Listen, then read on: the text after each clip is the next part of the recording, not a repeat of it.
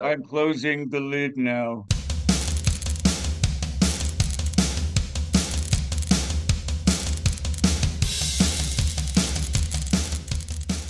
hey, Scott, absolute pleasure to be chatting to you today. Yeah, same for me. I spoke to you at the art launch, so we had a bit of a natter there. Yeah, what did you think of the launch? I thought the launch was brilliant. I thought it was nice and it was kind of informal, but you also it was amazing to see your artwork on the Right. walls Well, there. I have to admit, on that night, well, actually a week before the night, I was extremely nervous. It's one thing being in a band where you got three or four other guys and you can always lean on each other through the good times and the bad times. But when you're doing something like this art project, I mean, I'm definitely the Lone Ranger up there, right? If people don't like it, it's your fault, you know. So, but on the other side, if people like it, then you get all the applause, you know. But it's pretty nerve-wracking, I will admit. I'm guessing it's like going in to record a guitar solo in a way. I mean, it's a pure expression of what you're feeling there, isn't it? Absolutely, that you hit the nail right on the head with that one. It's purely just coming out of yourself. A lot of times I don't have things planned. Sometimes I do. Uh, I'll see something on TV, a documentary or something like that, and it'll strike this thing in my head, and I'll just find myself just drawing away. Or take, for instance, the football game that Phil Lynott took me to, my first one, with Manchester United and was it Sheffield United? No. Uh, anyway, I was amazed at the crowd, the crowd reaction, and to everything. Goals going in against them, and men holding their hands, head in their hands, and crying, and kids crying over that. I was just amazed. And the other thing that got me too was the almost the choreography of the audience, the Hmm. way they would just all of a sudden start singing. And I'm kind of looking for the leader down here who's counting all these people in. And there is nobody. They all just kind of instinctively just do it right on time. It was amazing. How's the response been from others, from the fans, from fans of your art? How's it all been? Yeah, it's all been great. People are buying things left, right, and center on the different sizes and all that. And uh, I'm kind of waiting for the bad one to come in. This can't keep going on. There's got to be a bad one out there. So, and it's going to happen. But and we're mentally prepared for it. I hope the goodness part of the whole thing kind of hangs in there a while longer, though. So, but yeah. The fans have just been great, been really supportive, really surprised that I would do something like this. The whole art thing, I think, took everybody by complete surprise, which I kind of thought it would, because I kept everything, pretty secret for kind of no reason, really. I just had no reason to show anybody anything. I was Yeah. just kind of my thing. It was my hobby, and I loved doing it. In fact, I didn't even hadn't even shown my wife anything until 3.5 years ago. Now I've been doing this for 40 years, right? But I just actually showed her only 3.5 years ago, and she was a little cheesed out with me that I hadn't shown her any of this, beforehand. But but she's the one with that launch. She was the one that really is the main instigator, putting all that together and how well it was put together. So I applaud her all the time for how, and I know how hard it was. So cheers to her completely. She's been your main supporter in a lot of ways, obviously, over the years. Yeah, and we do mean in a lot of different ways. She's uh, helped me get over a lot of things that have been well documented. She instigated that, and this art thing. I had no idea. I had no intentions at all of showing anybody, but she kept prodding me, like I say, for 3.5 years. You got to show somebody. You got to show somebody, and I finally gave in, and okay, well, let's see what happens. So I good mean, for her. I guess people shouldn't be that surprised. Yeah, music and art go hand in hand. You know, the Beatles all went to art school, and there's so many more examples. The Stones, Yeah. Ronnie Wood, for example. It's just goes on and on. Well, the difference there is they all went to art school.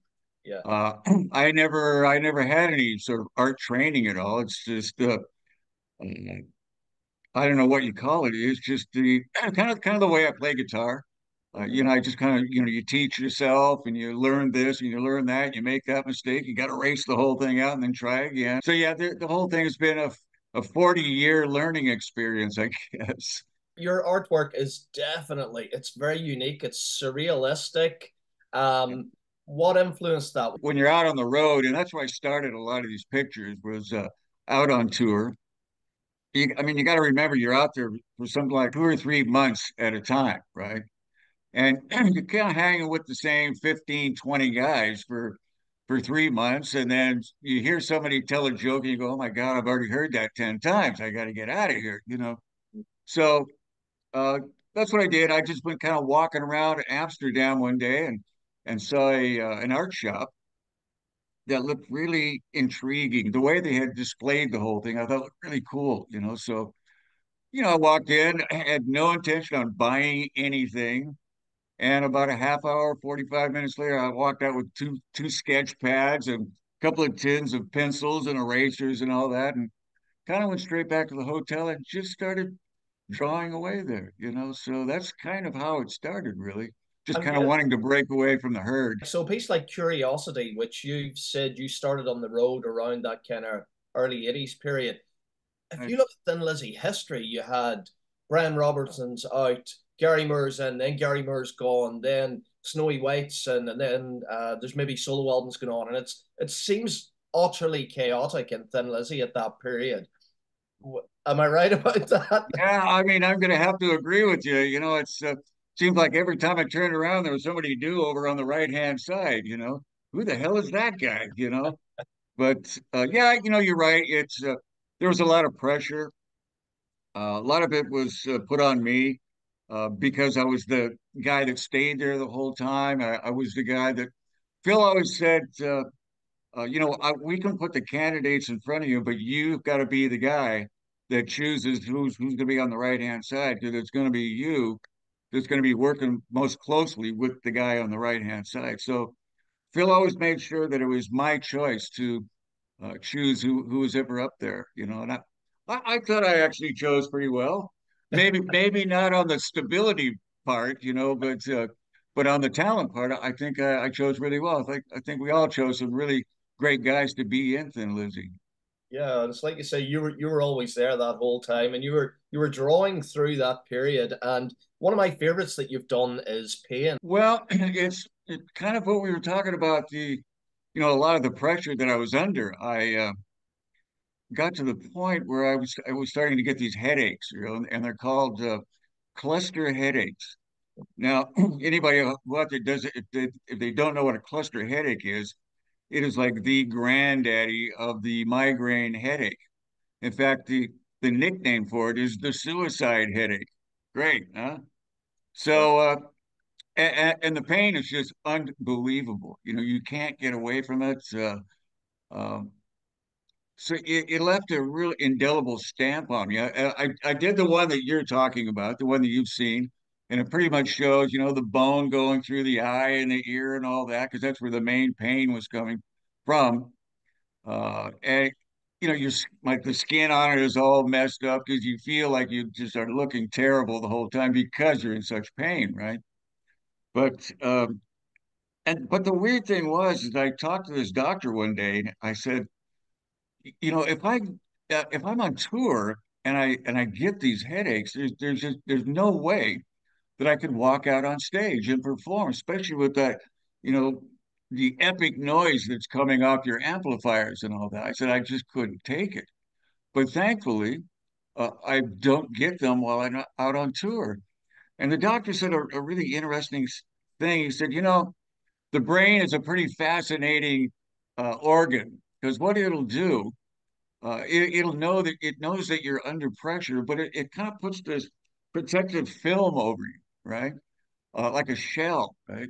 So it keeps you away from that pain. And as soon as you come off the road, your brain says, well, okay, I can relax now. I can take that shell, the protective shell away. And that's when it happens. It's like, ah, God damn, you know. So I thought that was really interesting analogy what he came up with there. You had a fantastic endorsement from Mr. Jim Fitzpatrick, who Thin Lizzy fans will be absolutely familiar with and will need no Oh explanation yeah. of. That must have meant a lot to you. Well, it meant so much. My wife Christine says, "Listen, I'm gonna uh, I got him on Zoom. I got Jim Fitzpatrick on Zoom, and I'm going to show him your drawings." And I went, wait a minute, what? You're gonna do what now?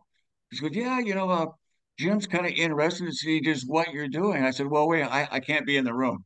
And I walked out of the room while she was showing him to him because I was I was kind of afraid that if Jim went, yeah, they're okay. It's nice. It's a good first try. I'd probably go, oh my God, I'm done, but Jim said to Christine, he just came back with these glowing compliments that almost put a lump in my throat uh, because I'm such a huge fan of Jim Fitzpatrick. I used to wait for album cover day, because I knew exactly when Jim was coming down, and I'd be almost the first guy in the studio or wherever we were going to meet to get a nice place to be able to sit next to Jim so I could see these images that he came up with, right?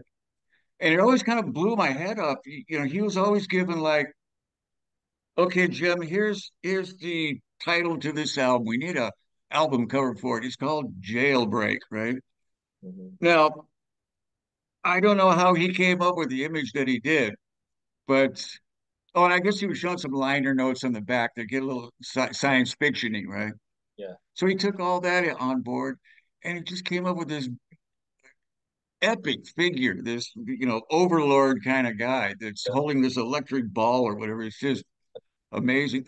He did the same thing on Johnny the Fox with the Irish borders and all that, just really intricately done with this sort of shadowed wolf figure looking over this what I seem to think is like almost like Las Vegas or Chicago or something like that.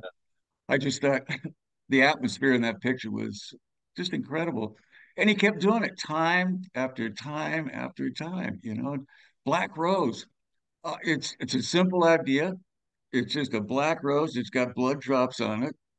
And the funny thing, he said, I had the hardest time with black rose because I would actually paint this black rose and it started to just look like a blob, a black blob. He yeah, yeah. says, that's why I had to go to a more purple kind of coloring. So, to give out the different layers and the rose petals and all that. I thought, yeah, that's interesting. That's, I'm kind of feeding off Jim and getting tips and all that on what he does. And so, yeah, I was so grateful for Jim and what he said about, what I'm doing art wise. I just thought it was great. So thank you, Jim Fitzpatrick.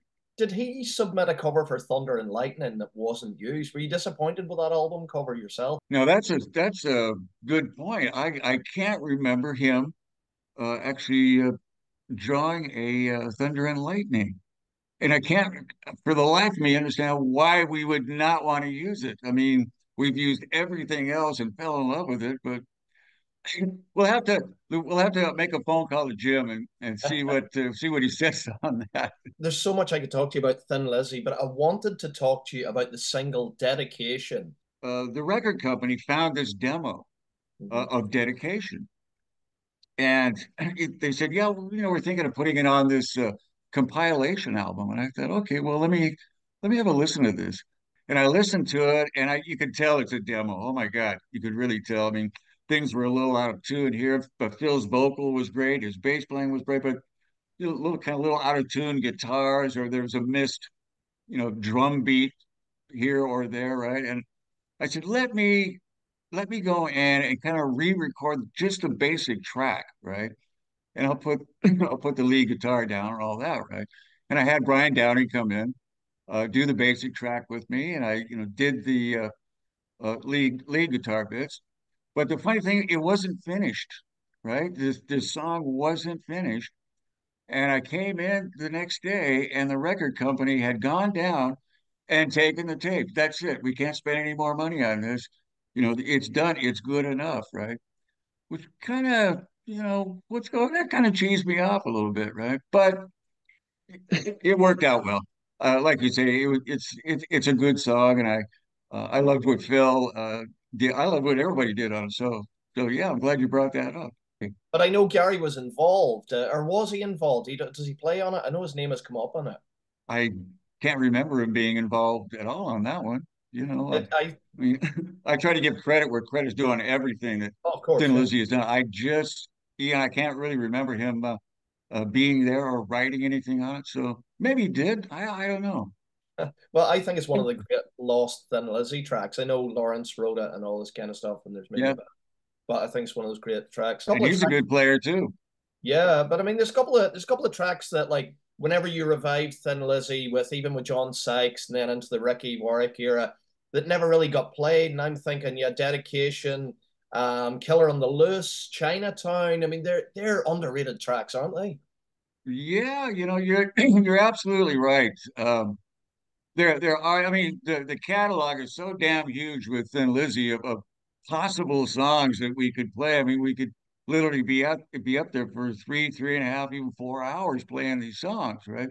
So really, at rehearsal, you're picking the stack of songs that you think are going to be more fan favorites than maybe other ones, right? Sometimes we miss one, like you just said. You just reeled off four there that thinking, oh yeah, you're right. Yeah, there are those songs. I wanted to touch on 21 Guns. I remember that album coming out, Salute, seeing the video on Raw Power for Knee Deep, and I thought it was killer. I went out and bought it in cassette.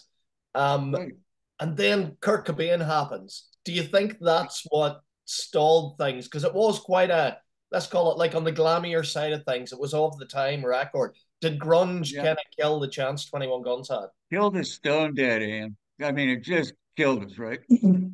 Uh, as soon as the those kind of records came out, uh, people like me and the like what am I going to say? The more expensive production kind of thing got kind of pushed in the background, and people wanted a more natural garage kind of sound, right? And I got that. I felt a lot of times that that's what Thin Lizzy was. It was more like a garage kind of thing until later on we spent more money on production.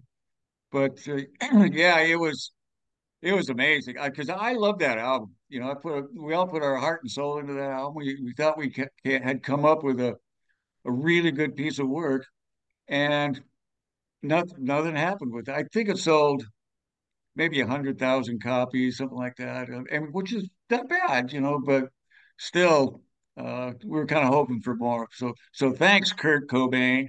But I mean, It's it all was your fault. I was going to say it was followed up with Nothing's Real, but it wasn't. I got Nothing's Real into the download era when I because it came out in Japan or something, and I found it, and let's just say I found a copy on the internet, and I got to listen to it. I found this amazing song called "Moving On." Like I say, there's a lot of songs on that album. I was really sorry that a lot of people won't be able to hear.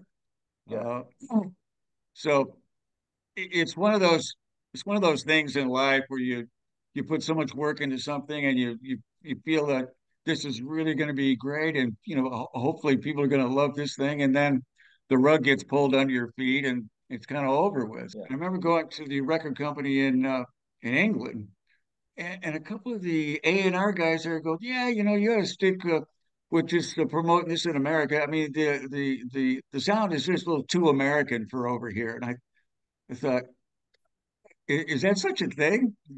Being too American? I mean, do you categorize music like that? So I didn't actually get that one. Around that period of time, you worked with Adrian Smith on a song on this album on Yeah, Psycho Hotel. Talk to yeah. me about that because Adrian's a big Lizzy fan. I'm a big Lizzy fan and a big Adrian Smith fan. I want to know what it was like on this Welcome to the World album. I'm a big Adrian Smith fan. He showed me the demos of that album that he was going to record, and I listened to his voice. I said, Adrian, why aren't you singing in Iron Maiden? He should be the singer. He's got a great voice.